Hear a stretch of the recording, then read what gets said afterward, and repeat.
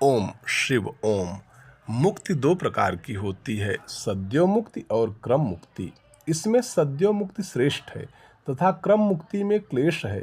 वह जो सद्यो मुक्ति को प्राप्त आत्मा है उसकी पुनः सृष्टि कभी नहीं होती, परंतु क्रम मुक्ति को प्राप्त आत्मा की सृष्टि ईश्वर के द्वारा पुनः और पुनः की जाती है।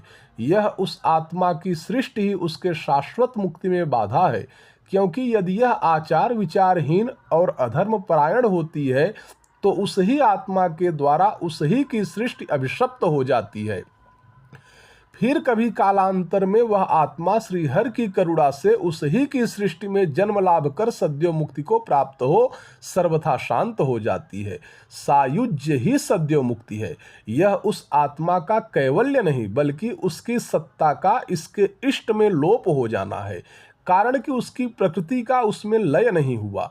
इसलिए मैंने कहा यह शाश्वत शांति नहीं, क्योंकि जिसकी सत्ता ही का लोप हो गया उसके लिए शांति अथवा अशांति शब्द का प्रयोग भला कैसे हो। एक उसकी कामनाओं का दमन करके और एक उसकी कामनाओं को प्राप्त होकर सर्वथा उसी प्रकार शांत हो जाता है जैसे दीपक का बुझ जाना होता है।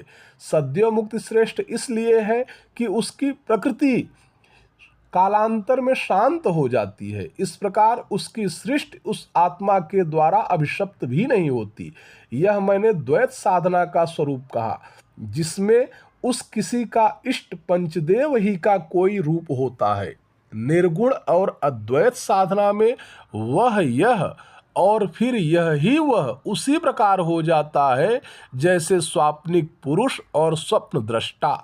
यही कैवल्य है। ओम शिव ओम।